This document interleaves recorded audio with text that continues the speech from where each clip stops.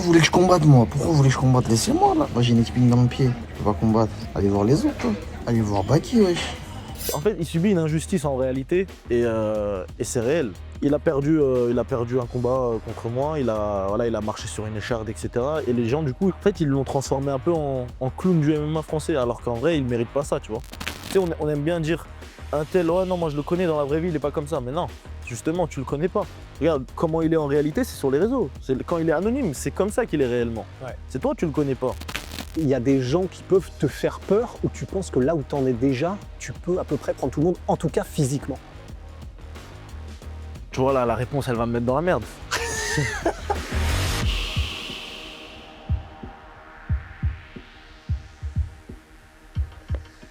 Mesdames et messieurs, bonjour, bienvenue dans le podcast La Sueur avec l'habitué du programme, hein, comme disait ça y est, hein. On est rodé chez la sœur, moi. Ah bah oui, maintenant c'est bon les automatismes, donc Baysangour Shamsudinov, Baki, qui donc, on en parlait il y a quelques secondes, n'a pas combattu depuis 1 an et 2 mois, il n'aura pas combattu depuis 1 an et 2 mois lorsqu'il fera son grand retour à l'Ares le 16 mai contre Diego Lima. Non, Thiago Lima. Thiago Lima. Ouais. Je confonds, c'est ça le problème, c'est que du coup, T'inquiète. c'est que des Santos, Lima, Thiago, bon, Toujours. pour excuser voilà, mon manque de professionnalisme. Et donc, déjà, premièrement, Baki, est-ce que tu peux revenir sur là, cette année et ces 2 mois qui se sont passés? On en parlait il y a quelques secondes, mais en fait, bon, il y a des gens qui t'envoient des messages en mode « Mais mec, au lieu de faire des posts, des machins, est-ce que tu combattrais pas » et tout ça. Et qu'en gros, toi, t'es en mode « Mais les gars, moi, depuis 1 an et 2 mois, si je pouvais combattre tous les 2 mois, je le ferais. » Bah oui. Et en gros, tu ne peux pas. Est-ce que tu C'est peux ça. revenir sur cette année-là? Bah en fait, c'est quelque chose qui revient souvent, c'est qu'on m'attaque souvent sur le fait que je suis inactif, comme si j'étais tout le temps inactif. Mais en réalité, c'est la seule pause que j'ai eu à faire dans ma carrière depuis que j'ai commencé, en réalité, parce que j'ai fait des combats jusqu'à arriver à mon 9e combat, j'ai enchaîné vraiment souvent, tu vois. Tous les 4 mois, je combattais, etc. Toi-même, tu sais, à l'ARES et tout. Et donc voilà, là, pour la première fois, j'ai eu un vrai problème contractuel qui a fait que ça m'a bloqué, malgré que moi, j'ai l'envie de combattre, etc. Donc maintenant, c'est le retour, mais les gens, ils m'attaquent, mais bon, tant pis. Ouais, ça, Bah, c'est le jeu, quoi. Exactement, c'est comme ça, hein. Et est-ce que tu peux revenir sur ce qui s'est passé exactement, ou en tout cas dans le maximum de détails que tu peux donner sur justement ce truc avec le PFL et Ares, pour les gens qui reviennent, qui n'ont peut-être pas eu les explications au final, qu'est-ce qui s'est passé? Bah, en gros, ce qui s'est passé, c'est que voilà, j'avais fait mon combat avec le PFL contre Cédric. Et donc, eux qui voulaient la revanche, bah, on s'arrangeait pour avoir la revanche, etc. On s'est mis d'accord, etc. Sauf qu'au final, bah, il y a encore l'ARES à qui je devais des combats.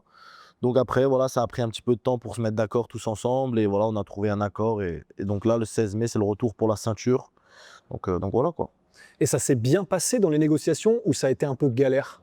Bah, au début, c'était un peu relou parce que tu sais, chaque orga, enfin, les 2 orgas veulent tirer, veulent tirer ce qu'ils veulent, tu vois. Ouais. Moi, je veux aussi combattre là où c'est le plus intéressant pour moi, etc., etc. Donc voilà, c'était un petit peu compliqué parce qu'il fallait que tous les 3 parties soient contents. Et au final, voilà, ça a pris un peu de temps. Et maintenant, on a trouvé, quoi. Et pendant cette année et ces 2 mois, toi, tu l'as vécu comment? Parce que bah, toi, tu es un combattant, tu es jeune et donc tu n'as qu'une envie, c'est d'avancer, de progresser. Tu n'as pas pu à cause de problèmes qui sont hors de ton contrôle. Comment tu l'as vécu, toi, ça? Bah, en réalité, moi, tu sais, je vois la chose un peu différemment. Pour moi, l'avancement dans une carrière, c'est pas forcément que les combats, mais c'est aussi le niveau que je prends. Donc en vrai, je me suis juste dit que, tu vois, c'est comme, tu vois, je me suis juste dit que je vais monter en niveau et enchaîner les combats après. C'est comme si tu étais, tu vois, dans un jeu, ce serait comme monter en niveau et faire les quêtes que tu avais dans les niveaux précédents, mais seulement après, quoi. Tu vois ce que je veux dire. En gros, c'est ça. Et parce que là, ouais, c'est la question, c'est comment est-ce que tu as fait pour continuer à te motiver, pour progresser, et comment tu as fait pour prendre du niveau? Et est-ce que là, les gens, ils vont découvrir un Baki auquel ils n'étaient pas forcément prêts pour ce que c'est qu'un Baki avec 1 an et 2 mois en plus de progression? Bah, c'est ça en fait, c'est que déjà il y a eu le fait que j'espérais un retour avant ces 1 an et 2 mois, ça veut dire qu'en réalité il y avait une date en novembre, j'espérais aussi un retour en été 2024, ça veut dire qu'en réalité le fait que j'ai tout le temps l'espérance de combattre, ça fait qu'il y a la motivation qui est tout le temps présente. En réalité, malgré que mon retour va se faire le 16 mai, des camps d'entraînement, j'ai dû en faire peut-être 3-4 là durant cette année, tu vois. Ouais. Donc en réalité mon niveau il a progressé. Et donc maintenant, la date est annoncée et on espère vite y arriver, quoi. Et la date du 16 mai, de toute façon, toi, tu prenais tout le monde, c'est-à-dire qu'il te fallait juste un corps pour que tu puisses faire le sac que tu dois faire, mais t'aurais pris tout le monde ou est-ce que t'aurais quand même voulu quelqu'un, genre Klinkhammer ou quoi que ce soit? Bah, dans le meilleur des mondes, ce serait Klinkhammer parce que pour devenir champion, il n'y a rien de plus beau que de battre l'ancien champion. C'est comme ça que ça se fait normalement. Après, voilà, les circonstances ont fait que malheureusement, Klinkhammer n'était pas disponible. On a demandé quelques beaux noms de la catégorie qui seraient susceptibles de faire la ceinture prochainement pour leur proposer de faire la ceinture plus tôt que prévu. Et malheureusement, il n'y a eu que des refus. Donc, on a trouvé un adversaire qui est en dehors d'Ares, mais qui est bien classé, qui a un beau score. Et voilà quoi. Et tous les gars te refusent en dehors, parce que nous, on a entendu effectivement qu'il y avait pas mal de noms qui avaient juste dit non quand ils avaient entendu que c'était contre toi. Tu penses que c'est dû à quoi? C'est parce que t'es jeune et que en gros ils se disent bon bah je vais venir en France et probablement que ça va être compliqué contre ce jeune-là qui monte. Et qu'est-ce qui fait que tu as eu autant de refus, tu penses? En réalité, moi, je peux pas te dire pourquoi il y a eu autant de refus, parce que moi, en tant que combattant, tu sais, je refuse personne, donc il y a peut-être une différence de mentalité. Mais dans leur manière de penser, tu vois, je peux comprendre le fait que eux, ils pensent loin, tu sais, ils pensent carrière, etc. Et quand tu dois affronter un combattant, comme tu dis, qui est jeune, qui est complet, qui a un bon physique, qui a un bon cardio, en fait, c'est des combats qui sont relous pour les gens, tu vois. Ouais. Il n'y a pas quelqu'un qui peut venir et se dire je vais le prendre et je vais lui faire ça et je vais gagner. Ça va être facile. C'est ça. Faut que le mec il analyse, qu'il trouve un détail, qu'il espère tomber sur ce détail. C'est un combat relou. Ouais. Et donc les mecs, ça c'est des combats qu'ils préfèrent se garder pour plus tard, que ce soit dans les plus grosses organisations ou quoi. Et c'est pour ça que je pense même Félix, d'une certaine manière, a préféré lâcher la ceinture, tu vois. Ouais. Et ce gars-là que tu vas affronter, donc Thiago Lima, lui, qu'est-ce que tu sais de lui et de ce que tu as vu, comment tu vois le combat se dérouler? Alors, moi de ce que j'ai vu de lui, j'ai vu que c'est un mec qui a un bon cardio, un très bon cardio. J'ai vu que c'est un mec qui aime beaucoup kicker.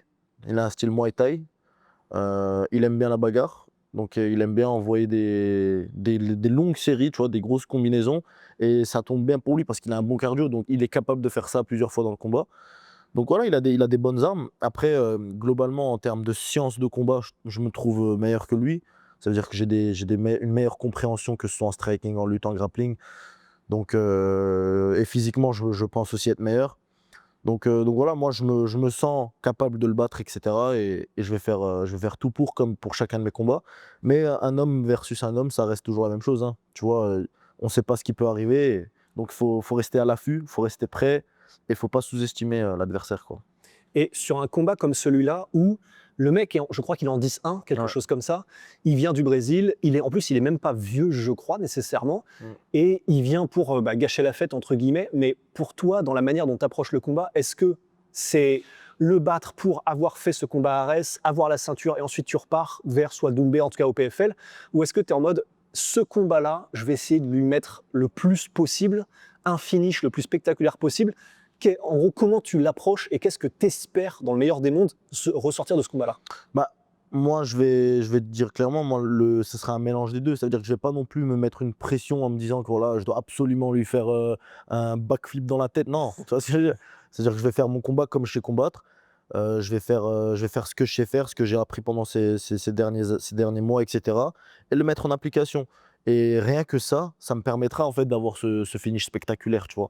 Donc je me mets pas une pression de je dois le faire, parce que si tu fais ça, c'est le meilleur moyen en fait de gâcher ce genre de combat et faire une contre-performance, et c'est pas le but. Donc non, moi je vais faire le combat comme je dois le faire, et ça se terminera bien. Et pour finir sur cette période d'inactivité, il n'y a eu aucun moment où tu étais soit saoulé, soit tu étais en mode perdre patience, ou tu as perdu patience en mode mais putain, quand est-ce que les trucs de contractuel, j'en ai marre, machin. Il n'y a pas des moments où quand même tu étais Bah saoulé? si, c'est relou forcément, parce que comme tu as dit tout à l'heure, hein, tu sais, quand tu es jeune et tout, tu as envie d'avancer malgré tout. Et c'est amusant en fait d'avoir des combats en vrai. Parce Ouais. que tu sais, quand tu t'entraînes dur et tout, quand t'as pas de combat, au bout d'un moment, il y a quand même cette pensée de pourquoi je fais ça. Il y a pas de, tu vois, en fait, l'objectif à court terme disparaît. T'as que l'objectif à long terme et moyen terme qui reste, Ouais. parce que tu sais où tu veux aller, etc. Mais les objectifs à court terme de gagner le prochain combat, ils disparaissent. Et ça, les objectifs à court terme, c'est quand même quelque chose qui maintient la flamme, tu vois. Et donc, forcément, c'est relou, quoi. Et là, tu es maintenant avec Nicolas Haute, donc tu gardes Eddie Carda qui est ton coach du coup à Sarrebourg, et il y a eu la connexion Nicolas Haute où vous avez décidé de commencer à travailler ensemble. Comment est-ce que ça s'est fait? Bah, moi, Nicolas Haute, ça fait très longtemps que je le connais. Ça fait maintenant 4 ans bientôt que je le connais, depuis que je suis arrivé sur Paris, en fait. Donc, j'allais m'entraîner chez lui au Mamoudy de temps en temps, etc.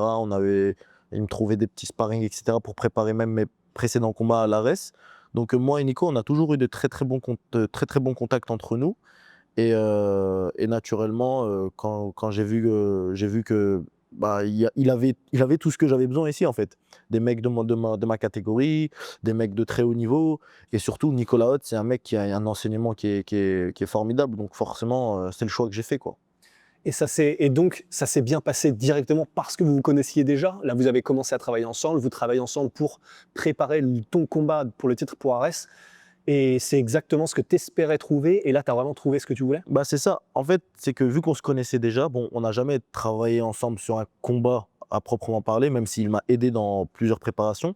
Mais Nicolas Haute et moi, on sait tous les deux que nos personnalités matchent bien. Tu vois, moi, je suis un élève voilà, qui écoute, qui est quelqu'un de sérieux, qui fait ce que je dois faire, même si c'est dur ou quoi.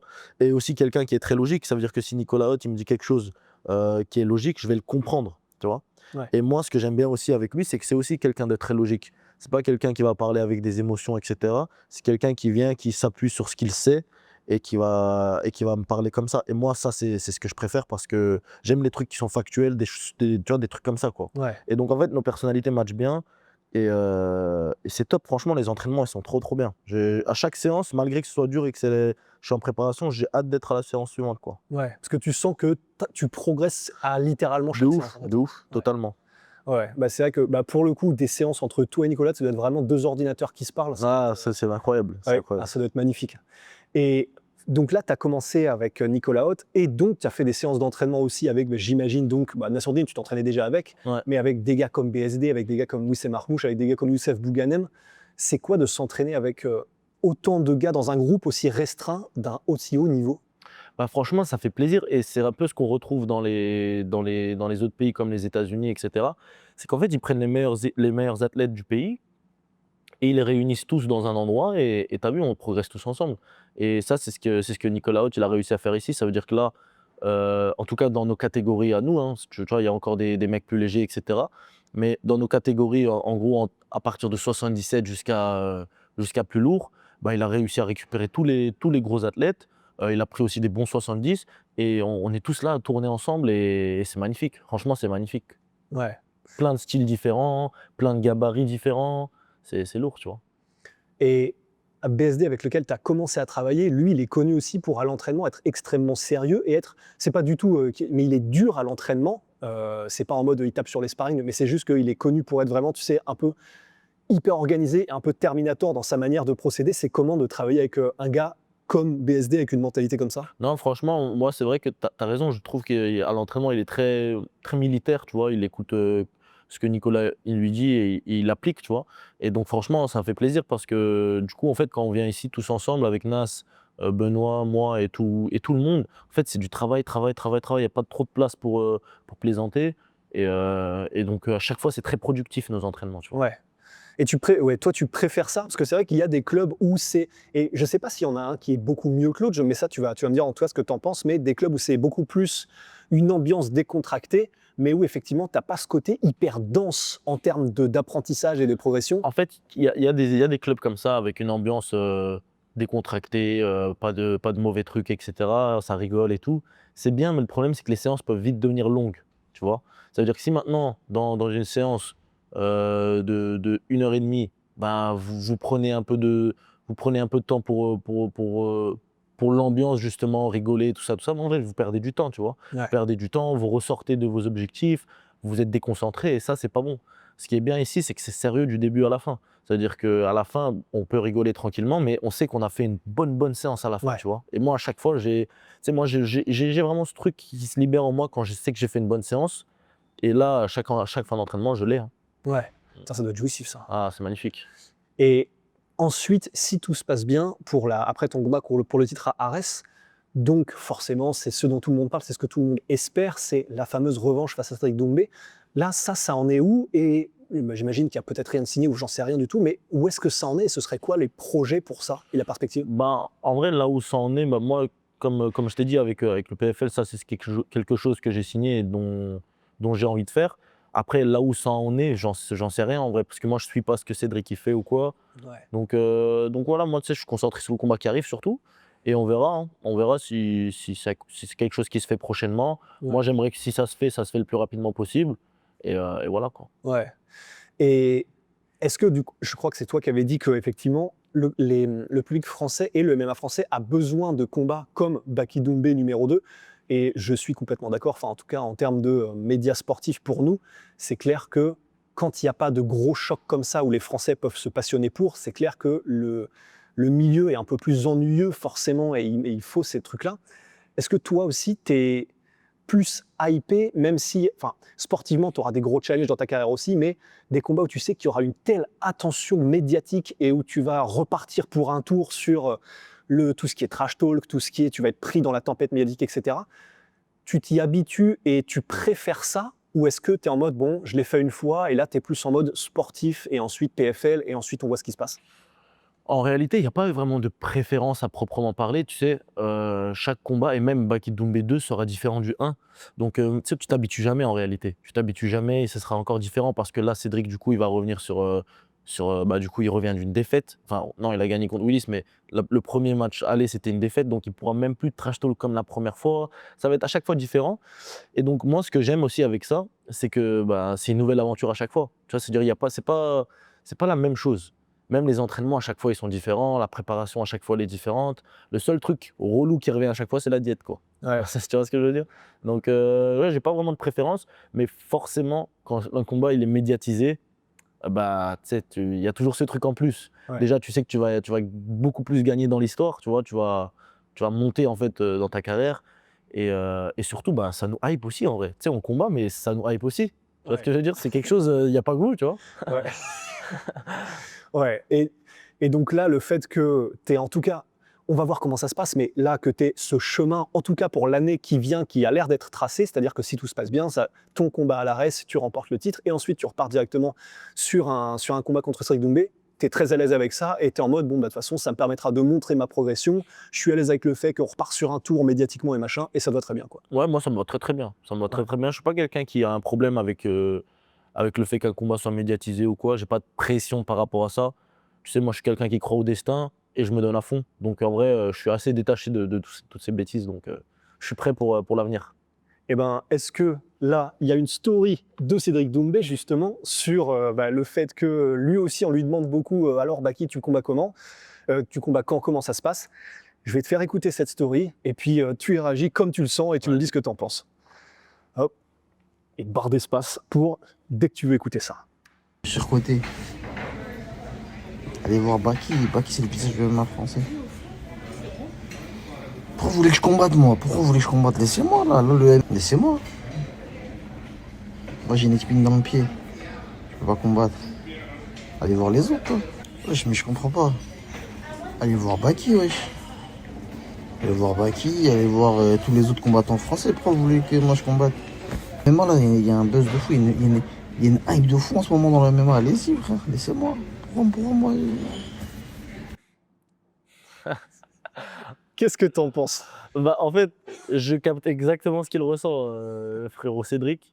Parce qu'en fait, le problème, c'est quoi? C'est que ils lui disent de revenir, mais en même temps, il se fait harceler un peu sur les réseaux. Les gens se moquent de lui. Alors que, en fait, il subit une injustice en réalité. Et c'est réel. Et c'est, tu sais, même si c'est mon concurrent, c'est quelque chose que je reconnais, c'est qu'il subit une vraie injustice. C'est que il a fait des accomplissements qui sont réels. Tout ce qui est en kickboxing, le KO sur Jordan, tout ça, c'est des vraies performances, tu vois. Et donc, il a perdu un combat contre moi. Il a marché sur une écharde, etc. Et les gens, du coup, ils l'ont transformé un peu en clown du MMA français, alors qu'en vrai, il mérite pas ça, tu vois. Il mérite pas ça. Et malgré tout, les gens, ils savent que sans lui, il y a beaucoup moins de divertissement. J'ai pas envie de dire qu'il n'y en a pas, parce que tu as vu, le MMA français, on a quand même des beaux noms. Mais en tout cas, sur la sphère française, il arrive à bouger de la foule. On va pas se mentir, il arrive à bouger de la foule. Et donc, quand les gens lui demandent de revenir, lui, il se dit, OK, vous, en fait, vous vous foutez de ma gueule. Et en plus, vous voulez que je revienne pour vous, genre. Et donc, je pense que c'est un peu ça qu'il ressent et je le comprends totalement. Je le comprends totalement, quoi.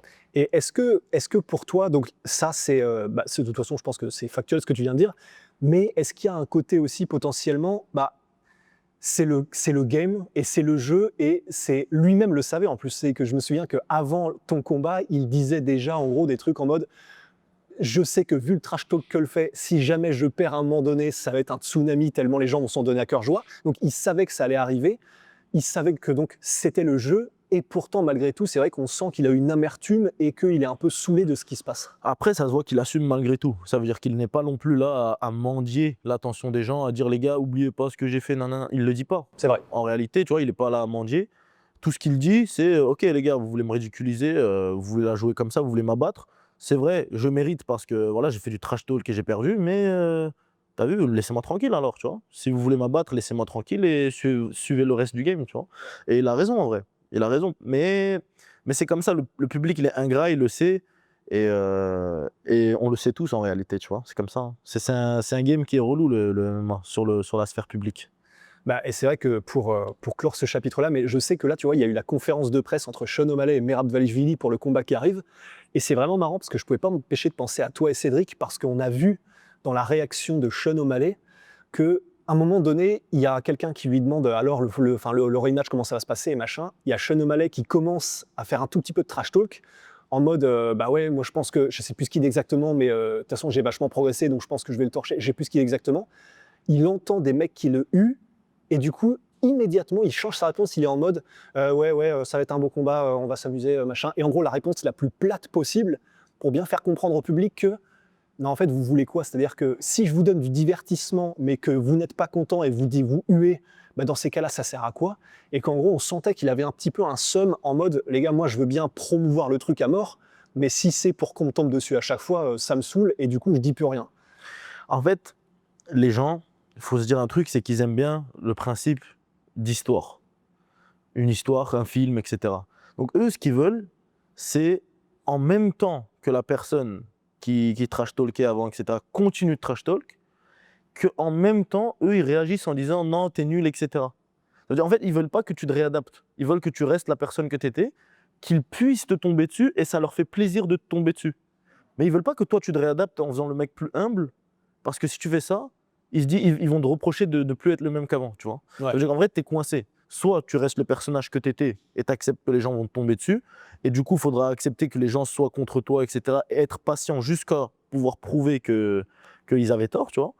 Ou alors, bah, tu es obligé de jouer la carte humble en attendant de pouvoir gagner tes combats et d'affirmer la vérité pour pouvoir retrash talk derrière. Ça veut dire qu'en réalité, tu es coincé un petit peu à ce moment-là, tu vois. Et les gens, ce qu'ils veulent, en fait, c'est ça. C'est qu'ils veulent que tu restes le même qu'avant. Ils veulent un Cédric qui va revenir, qui va trash talk. Et ils ont envie, en plus, par-dessus ça, de lui dire non, t'es un clown, t'as marché sur une écharde.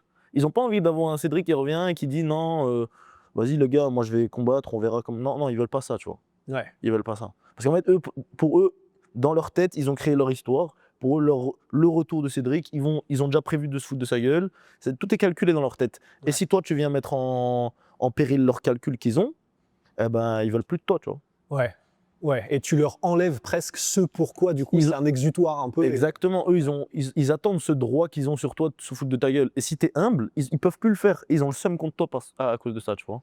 Mais c'est vrai que d'un autre côté, et ça c'est ce que disait Chael Sonnen, d'un autre côté, il y a aussi le revers qui est que lui disait, à partir du moment où un fan paye sa place, paye son t-shirt ou te supporte sur les réseaux, quoi que ce soit, lui est en mode, il a tous les droits, il peut t'insulter, il peut... alors lui, il allait un peu à l'extrême, il disait, ils peuvent te jeter une bière dessus quand tu arrives dans la cage, etc. Et il est en mode, à partir du moment où c'est les fans qui payent et c'est les fans qui te font vivre, ils ont le droit de faire tout ce qu'ils veulent et c'est comme ça. Ça, t'en penses quoi? Non, je suis pas d'accord. Je suis pas d'accord parce que personne ne les a forcés à payer, personne ne les a forcés à venir nous regarder combattre, personne ne leur a forcé à rien du tout en fait. En réalité, nous, tout ce qu'on a fait, c'est commencer le MMA. On nous a mis des gars en face de nous, on les a tapés, jusqu'au moment où les gens ont commencé à avoir envie de nous voir combattre. Nous, on n'a pas, tu vois. C'est-à-dire c'est vrai que c'est eux qui nous font vivre, mais c'est comme ça. C'est la nature qui fait que c'est comme ça. Un mec qui gagne ses combats, les gens, ils ont envie de le voir combattre, c'est tout. Et ça veut dire que personne n'a forcé ces gens à venir nous regarder combattre ou à payer pour venir nous regarder combattre. On pourrait combattre et en même temps aller travailler au chantier. Et au final, on vivrait moins bien, etc. Mais tu vois, c'est comme ça. Personne n'a le droit de manquer de respect à personne. C'est pas une raison valable de se dire j'ai payé pour que je venir et je vais truc. Ouais. Et la plupart des gens, en plus, ils vont faire les malins, mais ils le font jamais dans la vraie vie. C'est ça, parce qu'ils en ont conscience en réalité. Ouais. Tu vois, si t'as réellement ce droit ben va lui dire en face, etc., ce que tu voulais lui dire, que t'es une merde, etc., tu vois. Ouais. Pourquoi tu le dis que sur les réseaux sociaux? C'est ça le vrai truc, tu vois. Ça t'est déjà arrivé ça, quelqu'un qui vient te faire chier ou te Dans la vraie parler vie? mal dans la vraie vie? Non, Pas une seule fois, ouais. pas une seule fois. Même quelqu'un qui vient me dire qu'il aime pas comment je combats, etc., non, jamais. J'ai déjà eu un mec qui m'a dit qu'il préfère Cédric, par exemple, mais il m'a jamais dit qu'il me déteste. Ouais, Tu vois ce que je veux dire? ouais. Mais ça, c'est vrai que c'est. Alors qu'effectivement, bon, bah, mais ça, c'est classique, c'est vrai, mais tandis que, bien sûr, sur les réseaux, Exactement. c'est. L'anonymat révèle la vraie nature des gens. Tu sais, on a l'impression souvent que, tu sais, on aime bien dire un tel, ouais, non, moi je le connais dans la vraie vie, il est pas comme ça. Mais non, justement, tu le connais pas. C'est parce que dans la vraie vie, il est pas comme ça. Regarde comment il est en réalité, c'est sur les réseaux. Quand il est anonyme, c'est comme ça qu'il est réellement. Ouais. C'est toi, tu le connais pas, parce que tu es avec lui que dans la vraie vie. Ouais. Tu vois ce que je veux dire? Ouais. Tu sais, on inverse en fait. On se dit, ah non, mais dans la vraie vie, je le connais, c'est un gars, il est sympa et tout. Non, c'est sur les réseaux sa vraie personnalité. Ouais. C'est juste qu'en fait, dans la vraie vie, il est faible. Donc il est obligé d'être gentil. Ou alors, ouais, c'est ça. Ou alors, il a un masque, ou alors, effectivement. Exactement. il est obligé. Parce qu'en vrai, être méchant, c'est bien. Mais pour être méchant, il faut pouvoir l'assumer d'être méchant. Ouais. Donc si tu veux vraiment être là à faire des blagues qui sont pas sympas envers quelqu'un, venir insulter les gens et tout, c'est bien. Mais il faut pouvoir l'assumer derrière, tu vois. Et ça, c'est quelque chose qui est réel. C'est qu'aujourd'hui, on a l'impression que le vrai visage des gens, c'est celui dans la vraie vie. Non, non, le vrai visage des gens, c'est quand justement tu as ce compte anonyme que personne ne sait quitter, comment tu réagis aux gens, cette jalousie que tu as envers les gens, ces critiques que tu lâches, ça, c'est réellement Ouais, qui tu es. parce que tu n'as plus aucun filtre social. Exactement. Ouais. Exactement. Mais c'est vrai que là où c'est intéressant, c'est que d'un autre côté, au moins, c'est utile pour ça. Parce que, en revanche, quand tu es sur YouTube ou quoi que ce soit et qu'il y a des commentaires anonymes, au moins, il y en a peut-être qui en font plus, qui en rajoutent, mais au moins tu sais exactement ce que pensent les gens, puisqu'ils n'ont aucune raison de mettre les formes ou d'être diplomate ou quoi. Ouais, Au moins, ça peut servir à ça aussi. exactement. C'est-à-dire, au moins, il n'y a pas de filtre, quoi. Ouais. Y a pas, on vient pas t'enjoliver les choses. Tu as vraiment, t'as vraiment les réactions que tu provoques, tu vois. Ouais. Donc C'était déjà arrivé ça, d'avoir quelqu'un il y a un commentaire que tu vois sur les réseaux, tu es en mode putain, c'est un bâtard de le dire comme ça, mais il y a un fond de vérité, quoi. Non, parce que souvent, tu sais, souvent, c'est deux extrêmes. Souvent, une personne qui veut vraiment dire quelque chose qui est bien, il va pas te le dire d'une mauvaise manière, tu vois. Tu vois, par exemple, là, le fait que j'ai pas combattu, la vraie manière de me le dire, ce serait, tu vois, un gars qui dit, oh, c'est relou, il combat pas, etc. Mais bon, après, c'est vrai, il a des problèmes de contrat, c'est pas de sa faute. Tu vois, ça, c'est le vrai truc. C'est la réalité des choses, c'est comme ça. Un mec qui vient juste dire, ouais, lui, il fait que des interviews, il combat jamais, ah bah, là, c'est un mec, je suis désolé, il est juste là pour attaquer, tu vois. Ouais, parce que factuellement, c'est faux, quoi. Factuellement, c'est faux. Ouais. Est-ce que je suis là pour faire des interviews et ne pas combattre parce que j'ai peur de combattre et je veux juste faire des interviews non, bah non, je suis pas un mec comme ça, tu vois. Ouais. Factuellement, c'est faux. Bon, ça n'a rien à voir avec rien, mais pourquoi du coup maintenant tu t'es rasé en mode. C'est quoi? C'est en mode guerrier ou quelle est la raison de. En fait, tu sais, je suis allé à la Mecque pour faire un Umrah et tout. Et en fait, là-bas, quand tu as fini, tu dois te raser la tête. En fait, c'est la manière que tu as de finir, en fait. Ok. Ouais, donc tu te rases la tête. Tu n'es pas obligé de tout raser, tu peux enlever une partie. Mais quand tu rases la tête en entièreté, on dit que c'est mieux. Tu vois, on dit que c'est mieux. Donc voilà, j'avais tout coupé. Et en revenant en France, du coup, bah, ça avait pas beaucoup repoussé, tu vois. Et en reprenant les entraînements, bah, en fait, j'avais plus ce problème de. C'est pas moi, moi, en fait, vu que j'ai les cheveux qui tombaient vers l'avant, bah, j'avais de la transpiration qui venait dans mes yeux et ça me piquait les yeux, tu vois. Et vu que j'ai plus ce problème, bah, là, je suis resté comme ça. Putain. Mais oui, c'est vrai, c'est ce que disait Bass Routen. C'est en plus quand tu vas à la piscine, tu as juste à faire ça et t'es déjà sec. C'est vrai que ça n'a l'air d'avoir que des avantages. Hein. Bah, franchement, c'est lourd. Hein. Après, peut-être je laisserai repousser un moment, mais pour l'instant, là, pour la préparation, je suis bien. Est-ce que un jour tu te feras une Abdouragimov avec les cheveux longs et en mode long et détaché, en mode comme ça Ah non, crinière. je pense pas à ce point-là. Je pense pas. Ça serait relou. Et physiquement, là, est-ce que tu sens que tu continues de progresser parce que tu as 25? 23 ans. Putain. Ouais, j'ai 23 ans. Et mais c'est bizarre, ouais, c'est comme Keanu Reeves, en fait, tu ne vieillis jamais. Ok. Et est-ce que là, théoriquement, c'est ce qu'on dit, c'est que tu atteins le pic physique vers genre 27-28 ans. Donc, ça voudrait dire que dans la théorie, là, tu commences à monter vers ton pic physique que tu atteindras entre 26, 27, 30. Parce que là, tu le sens là, la progression? Bah, franchement, je sens que physiquement, je deviens de plus en plus dur. Hein. Même les gens avec qui je tourne, ils disent qu'ils ont l'impression de faire face à un mur, etc. Et franchement, je le sens, moi, vraiment, je sens que même sur mes impacts, tu vois, mes articulations se sont renforcées ces dernières années. Et franchement, ouais, clairement, je pense vraiment que entre 25 et 27, 28, on atteint son pic et franchement, j'ai hâte d'atteindre ça, quoi. Parce que là, en vrai, j'ai que 23 ans et je me sens déjà très très bien. Donc j'imagine pas après, quoi. Ouais, parce que si à 23 ans, tu as déjà la force d'un mur, théoriquement, donc quand tu en as 30 et que tu commences à avoir la force du daron, ça va être flippant là, hein. Ah, ça va être flippant. Après, je sais qu'il y en a, et en vrai, ils ont le truc très tôt aussi. Et tu sais, ça redescend dans la foulée. Mais moi, personnellement, je pense que ce sera vers 25, 26. En tout cas, vu comment ça monte en ce moment, je pense que moi, mon pic, il sera vers entre 25 et 28 ans. Ouais. Et tu le sens dans tous les domaines, parce que là, du coup, tu sentais que tu disais que tu sentais que dans tes articulations, je ne sais pas si c'est densité osseuse ou juste la manière de frapper que tu es de plus en plus dur, c'est dans tous les domaines, même sol, lutte, tu sens que tu es Ouais, partout. totalement. En fait, tu sais, avant, j'étais beaucoup dans les techniques. Là, il y a des moments, je chope un bonhomme, je me dis, mais non, là, j'ai juste à l'emmener, en fait. Tu vois. Non, tu y vas, c'est C'est vrai, tu sais, on est en position 50-50, bah, on est en 50-50, donc je devrais pas être capable de faire ça. Et pourtant, je vais juste aller le briser, l'emmener au sol, alors que le mec, il est solide aussi, tu vois. Et ouais, c'est arrivé un nombre incalculable de fois, ça. Et alors qu'avant, je le faisais jamais. Avant, tu sais, c'était toujours des techniques, tu sais, j'étais toujours obligé de faire ça. Maintenant, parfois, je me casse même pas la tête, quoi. je Tu sais, même dans la garde, parfois, je tape dans la garde, je sais que ça fait mal. Genre, j'ai confiance en le fait que ça fait mal. J'ai pas besoin de me dire, ah, je dois trouver le trou, non.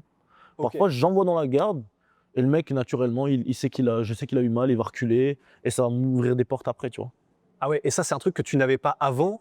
Ouf. Et donc, qu'on va là probablement découvrir de plus en plus dans les combats qui viennent. C'est ça. En fait, je pense que j'ai toujours eu, mais le fait que ça commence à être vraiment de plus en plus présent, ça fait que tu en prends aussi conscience. Et le fait d'en prendre conscience, c'est une arme supplémentaire, tu vois. Ouais. Ouais. Parce que tu sais que tu peux l'utiliser, tu as confiance en le fait que tu peux envoyer sereinement. C'est ça, Ouais. totalement. Totalement. Et en plus, le fait que là, la dimension physique où tu sens que tu es de plus en plus solide, de plus en plus dur, en plus, c'est tu t'entraînes avec les meilleurs du monde dans leur domaine. Donc en plus, tu peux comparer directement aux gars qui sont non seulement des combattants professionnels, mais les meilleurs du monde. Mm. Ça veut dire que là, dans la catégorie welterweight, tu penses que là, physiquement, il y a des gens qui peuvent te faire peur, ou tu penses que là où tu en es déjà, tu peux à peu près prendre tout le monde, en tout cas physiquement? Tu vois, là, la réponse, elle va me mettre dans la merde. La réponse, elle va me mettre dans la merde. Mais il n'y a pas des combattants que je ne peux pas prendre physiquement. C'est comme je te l'ai dit tout à l'heure, tu vois. On est des hommes. Et tu vois, je suis quelqu'un de solide. Ça veut dire qu'il n'y a pas quelqu'un je peux me dire, je ne pourrais pas le prendre. Ouais. Alors bien sûr, il y a l'expérience qui rentre en jeu. Il y a des mecs qui sont habitués à faire des très gros événements, des ceintures UFC, etc. Donc je ne vais pas avoir la prétention de dire que je prends un tel, je prends un tel. C'est tous des mecs qui sont mieux classés que moi. Et surtout, au-delà du fait qu'ils sont mieux classés que moi, c'est des mecs qui ont réussi à battre suffisamment de personnes d'affilée pour en arriver là. Ouais. Tu vois, parce que la question, c'est pas est-ce que je peux battre un tel du top 10. Non, la question, c'est est-ce que je suis capable de faire le même chemin que ce mec qui a fait pour arriver au top 10. Parce que lui, avant d'arriver au top 10, il a dû en battre des mecs, tu vois. Et c'est ça, en vrai, le mérite d'être dans le top 10. C'est pas juste, Ouais. est-ce que je le bats lui, je prends sa place. Ça marche pas comme ça, tu vois. Ouais. Donc voilà. Donc oui, il y a des têtes, voilà, stylistiquement, je pense que je pourrais faire quelque chose, etc. Mais voilà, il n'y aura pas de prétention de ma part de dire que je fais ci, je fais ça, tu vois. Je suis un homme, les mecs en face de moi, c'est des hommes, et je vais faire mon chemin jusqu'à le prouver directement dans la cage. Je vais pas venir le dire dans des interviews et tout ça, tu vois. Ouais. Et le fait que, il y a aussi le fait que en sparring, on sait que du coup c'est compliqué parce que même si toi tu fais attention aux gens avec lesquels tu spares, forcément tu es dur quand tu spares, et qui fait que il y a des sparring où ils sont en mode bon, j'ai fait quelques sparring avec Baki, c'est dur, un peu la flemme de revenir.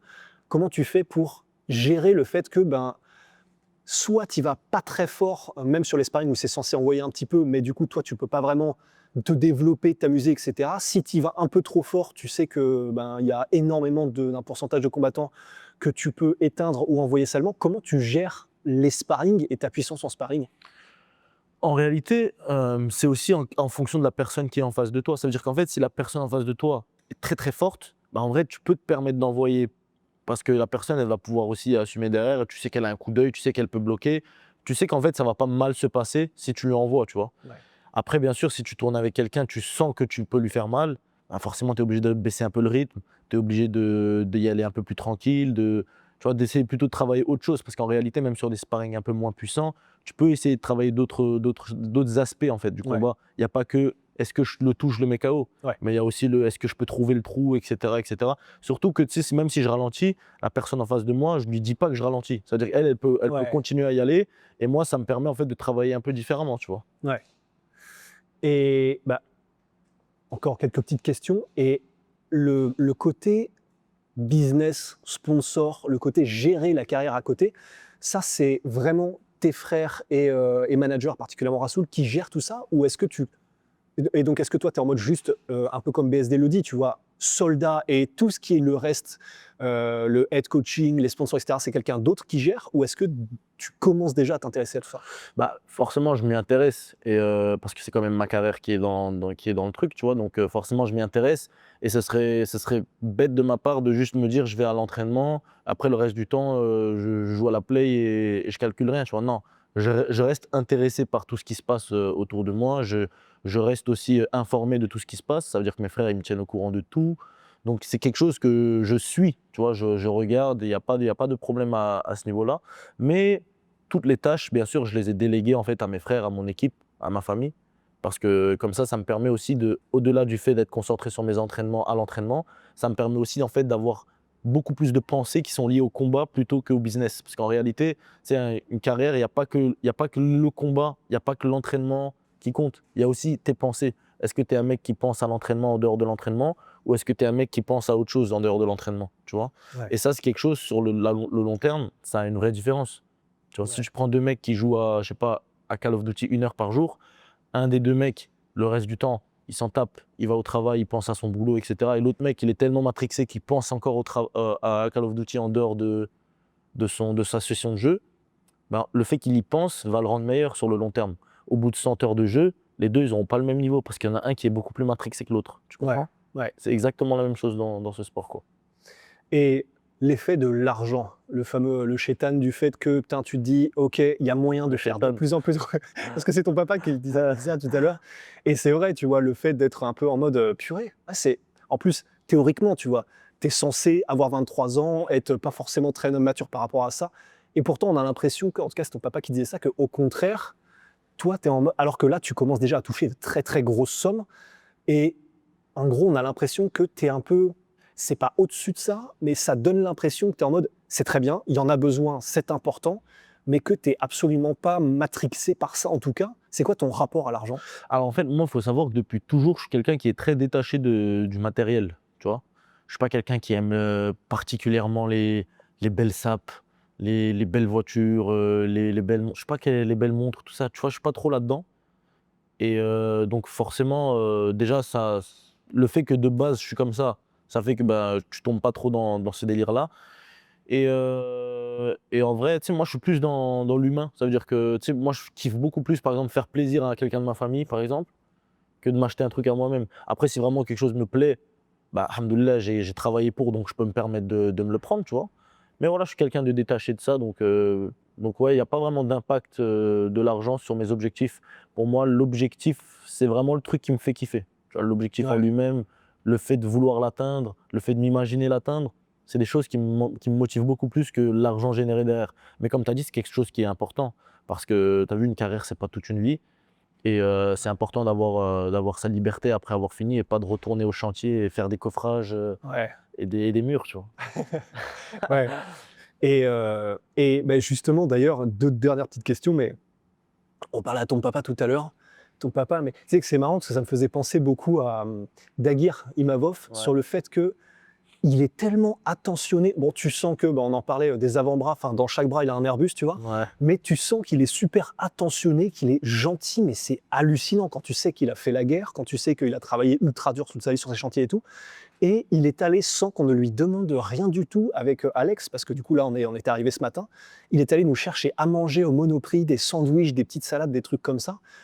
Est-ce que tu peux nous parler un petit peu de ton papa, juste dans le sens, mais comment est-ce qu'on fait pour devenir quelqu'un qui est visiblement aussi dur à cuire, mais en même temps, mais une crème, ça n'a aucun sens. Bah, tu sais, en réalité, comme je le disais tout à l'heure, le détachement, etc., c'est quelque chose aussi qui naît avec les difficultés. Tu sais, mon père, il a vécu des choses qui sont horribles, et pour lui, les trucs importants, c'est pas les trucs acheter des vêtements de sport, acheter des vêtements de luxe, acheter des voitures de sport. Non, pour lui, l'important, c'est Est-ce qu'un tel a un ventre rempli? Est-ce qu'un tel. Tu vois, pour lui, les choses simples, c'est les choses importantes. Et donc, tu vois, moi, mon père, c'est quelqu'un qui est bon dans le fond et qui a toujours été juste. Donc voilà, quand il voit que vous êtes là, que vous charbonnez, tu vois, lui, il a un peu de temps, il est allé, il vous a cherché à manger, tu vois. C'est sympa de sa part, tu vois. Ouais. Mon père, c'est un bon gars. C'est vraiment un bon gars. Ouais, parce que c'est des choses où personne a priori, du coup, n'est en mode est-ce que vous pouvez, s'il vous plaît, il fait ça naturellement. Et vraiment, ça m'a choqué parce que personnellement, c'était peut-être la 3e fois que je le voyais. Mais voilà, je voulais vraiment le dire parce que ce serait bien s'il y avait plus de monde comme ça sur la planète. Clairement. Et j'avais une toute dernière question et je l'ai oubliée. Alex, est-ce qu'il y en a une que tu veux poser? Eh ben, Baki, à moins qu'il y ait un truc peut-être que toi tu veux dire ou quelque chose qui te. J'ai pas trop de questions à me poser, non, ça va. T'as pas envie de t'interviewer? Non, ça va, tranquille. Ok. Bah, à la limite, tiens, la toute dernière, comme ça, hop, tu joues à quoi en ce moment? Ben, en ce moment, ça, c'est une bonne question, tu vois. Ça, c'est une bonne question pas parce que là, j'ai envie de me plaindre un peu. Ah. Ouais, bah, franchement, en fait, là, en ce moment, l'industrie des jeux vidéo, c'est nul. C'est nul. Je cherche un jeu chaque soir pour jouer, il n'y a rien. Là, en ce moment, en plus, je suis en diète, j'ai besoin d'un jeu pour jouer. Il n'y a rien. Il n'y a rien, il n'y a rien. En plus, tu sais, j'ai envie de jouer à un jeu en ligne un peu. C'est pas qu'un jeu solo, etc. Donc, je cherche un petit peu un jeu en ligne où je vais être un peu impliqué pour penser un peu à autre chose pendant cette. Parce que moi, tu sais, c'est pendant la soirée que c'est dur, la diète. Les entraînements, j'arrive à assumer, mais le soir, la diète, c'est dur. Et j'aime bien m'évader un peu dans les jeux vidéo. Et là, les gars, franchement, l'industrie des jeux vidéo, il faut se réveiller. Il faut arrêter de faire des échecs, il faut arrêter de faire des bêtises, il faut faire sortir un vrai jeu, là. GTA 6, j'espère que ça va être bien. Mais Le problème, c'est qu'on l'attend tellement que. Enfin, c'est le jeu le plus attendu de l'histoire de l'humanité, le jeu vidéo.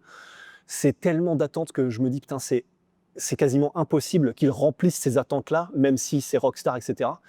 Et les jeux que tu as essayé où tu étais en mode, mais purée, parce que je sais que. Merde, bon, je devrais peut-être pas le dire parce que je crois qu'on avait une sponsor avec eux, mais bon.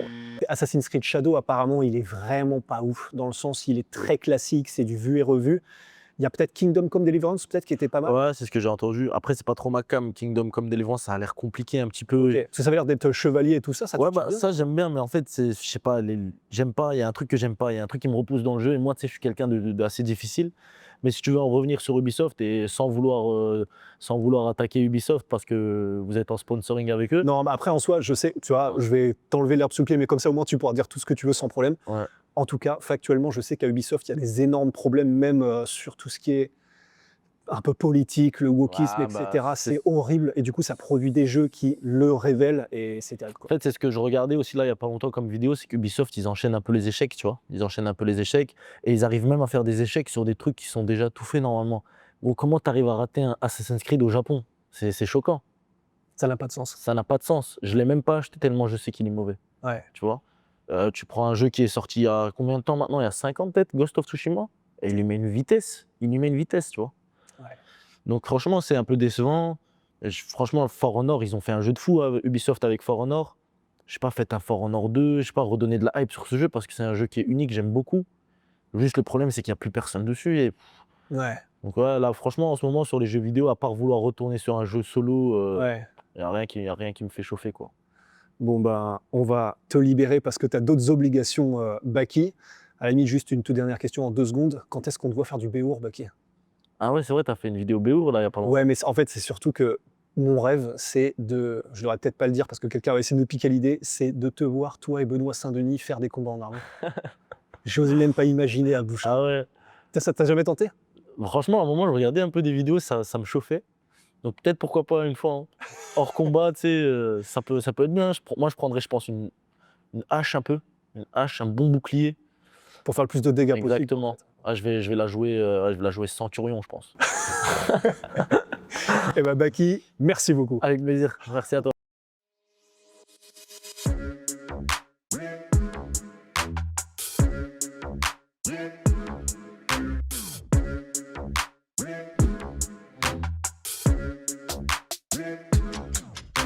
I'm fucking coming for you!